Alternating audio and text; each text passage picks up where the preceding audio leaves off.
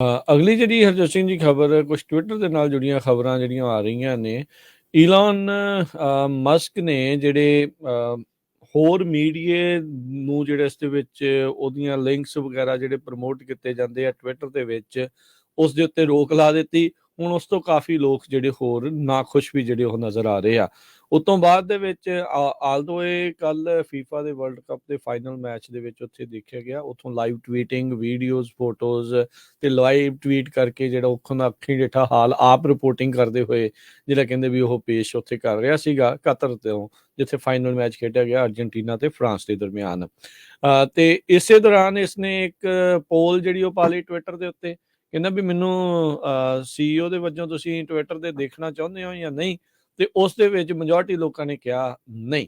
ਤੇ ਹੁਣ breaking news ਸ਼ਾਇਦ ਇਹ ਆ ਵੀ ਇਹ ਸ਼ਾਇਦ ਟਵਿੱਟਰ ਦੇ ਹੈੱਡ ਦੇ ਵਜੋਂ ਜਿਹੜਾ ਉਹ ਸਟੈਪ ਡਾਊਨ ਜਿਹੜਾ ਉਹ ਕਰ ਸਕਦਾ ਹੈਗਾ, ਕਿਉਂਕਿ ਅਕਸਰ ਇੱਦਾਂ ਦੇ ਜਿਹੜੇ ਟਵੀਟ ਕਰਕੇ ਇੱਦਾਂ ਦੇ ਜਿਹੜੇ ਉੱਥੋਂ ਪੋਸਟ ਪਾ ਕੇ ਤੇ ਜਿਹੜਾ ਉਹ ਲੈ ਲੈਂਦਾ, ਸਵਾਲ ਜਵਾਬ ਕਰਦਾ ਹੈ ਤੇ ਉਸ ਤੋਂ ਬਾਅਦ ਦੇ ਵਿੱਚ ਉਸ ਦੇ ਉੱਤੇ ਉਹ ਚਰਚਾ ਵੀ ਜਿਹੜੀ ਕਰਕੇ ਤੇ ਉਸ ਵਾਲੇ ਕੰਮ ਨੂੰ ਅੱਗੇ ਵਧਾ ਦਿੰਦਾ ਹੈ। ਸੋ ਹੁਣ ਦੇਖੋ ਟਵਿੱਟਰ ਦਾ ਅੱਗੇ ਭਵਿੱਖ ਕੀ ਹੋਊਗਾ।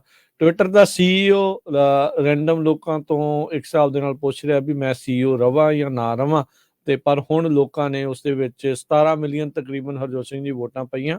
57% ਲੋਕ ਵੋਟਾਂ ਪਈਆਂ, ਇਹ ਨਹੀਂ ਵੀ ਲੋਕਾਂ ਨੇ ਜਾ ਕੇ ਪਾਈਆਂ, ਟਵਿੱਟਰ ਦੇ ਉੱਤੇ ਹੀ ਜਿਹੜੀ ਪੋਲ ਸੀਗੀ ਉਸ ਦੇ ਵਿੱਚ ਉਹਨਾਂ ਨੇ ਕੀਤੀਆਂ ਤੇ 57% ਲੋਕਾਂ ਨੇ ਕਿਹਾ ਵੀ ਇਸ ਨੂੰ ਸਟੈਪ ਡਾਊਨ ਕਰ ਦੇਣਾ ਚਾਹੀਦਾ ਆ ਤੇ 42% ਲੋਕਾਂ ਨੇ ਕਿਹਾ ਵੀ ਜਿਹੜਾ ਉਹ ਨਹੀਂ। ਤੇ ਨਾਲ ਹੀ ਉਸਨੇ ਲਿਖਿਆ ਸੀਗਾ ਵੀ ਜੋ ਵੀ ਇਸ ਪੋਲ ਦੇ ਨਤੀਜੇ ਆਏ ਮੈਂ ਜਿਹੜਾ ਉਸ ਦੇ ਵੱਲ ਨੂੰ ਹੀ ਕਰੂੰਗਾ। ਸੋ ਇੱਕ ਟਾਈਮ ਦੇ ਉੱਤੇ ਜਦੋਂ ਇਹ ਟਵਿੱਟਰ ਦੇ ਵਿੱਚ ਆਇਆ ਕਾਫੀ ਉਥਲ ਪੁਥਲ ਜਿਹੜੀ ਉਹ ਹੋਈ, ਅਜੇ ਤੱਕ ਵੀ ਜਿਹੜੀ ਹੈ ਹਰਜੋਤ ਸਿੰਘ ਜੀ ਚੱਲ ਰਹੀ ਆ। ਹੁਣ ਦੇਖੋ ਕੌਣ ਨਵਾਂ ਜਿਹੜਾ ਆਉਂਦਾ ਆ, ਅਜੇ ਇਹਨਾਂ ਨੇ ਬੋਰਡ ਆਫ ਡਾਇਰੈਕਟਰਸ ਤਾਂ ਹੋਰ ਸਾਰਾ ਕੁਝ ਵੀ ਜਿਹੜਾ ਉਹ ਨਹੀਂ ਬਣਾਇਆ ਹੋਇਆ। ਇਸੇ ਦੇ ਹੀ ਚੱਲਦੇ ਆ ਜਿਹੜਾ ਹਰਜੋਤ ਸਿੰਘ ਜੀ ਸੈਨੇਟਰ ਐਲਿਜ਼ਾਬੈਥ ਵਾਰਨ ਉਸ ਨੇ ਵੀ ਜਿਹੜੇ ਆਪਣੇ ਇਸ ਦੇ ਬਾਬਤ ਜਿਹੜੇ ਉਹ ਬਿਆਨ ਦਿੱਤੇ ਆ। ਉਹ ਕਹਿੰਦੇ ਵੀ ਜਿਹੜਾ ਟੈਸਲਾ ਦਾ ਬੋਰਡ ਆ ਉਸ ਨੂੰ ਜਿਹੜਾ ਉਸ ਨੂੰ ਉਹਨਾਂ ਨੇ ਚੇਤਾਵਨੀ ਦਿੰਦੇ ਹੋਏ ਕਿਹਾ ਵੀ ਮਸਕ ਨੇ ਜਿਹੜੀਆਂ ਲੀਗਲ ਡਿਊਟੀਜ਼ ਆ ਟਵਿੱਟਰ ਦੀ ਜਦੋਂ ਟੇਕ ਓਵਰ ਕੀਤੀ ਆ ਉਹ ਆਪਣੀਆਂ ਉਸਨੇ ਪੂਰੀਆਂ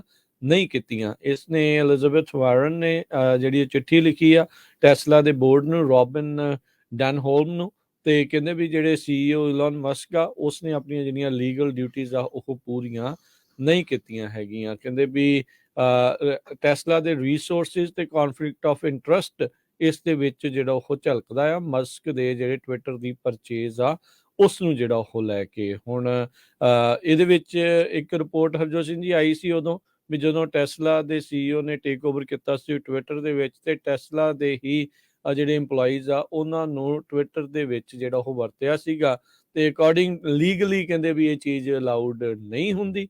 ਤੇ ਉਸੇ ਨੂੰ ਲੈ ਕੇ ਜਿਹੜਾ ਫੈਡਰਲ ਲੇਬਰ ਲਾਜ਼ ਨੂੰ ਲੈ ਕੇ ਹੁਣ ਐਲਿਜ਼ਾਬੈਥ ਵਾਰਨ ਜਿਹੜੀ ਆ ਇਸ ਮੁੱਦੇ ਨੂੰ ਜਿਹੜਾ ਉਹ ਚੁੱਕ ਰਹੀ ਹੈਗੀ ਆ। ਹੁਣ ਦੇਖੋ ਅੱਗੇ ਕੀ ਬਣਦਾ ਹੈ, ਟਵਿੱਟਰ ਦਾ ਭਵਿੱਖ ਕੀ ਹੋਊਗਾ, ਕਿੱਦਾਂ ਹੋਊਗਾ। ਪਰ ਜਿਹੜੀ ਲੋਕਾਂ ਨੂੰ ਉਹ ਗੱਲ ਸਭ ਤੋਂ ਘੱਟ ਰਾਸ ਜਿਹੜੀ ਆਈ ਹੈ ਵੀ ਜਿਹੜੇ ਦੂਜੇ ਮੀਡੀਆ ਦੀ ਲਿੰਕਸ ਵਗੈਰਾ ਜਿਹੜੇ ਉੱਥੇ ਪਾਏ ਜਾਂਦੇ ਆ ਵੀ ਉਸ ਦੇ ਉੱਤੇ ਜਿਹੜਾ ਇਸਨੇ ਰੋਕ ਲਗਾ ਦਿੱਤੀ।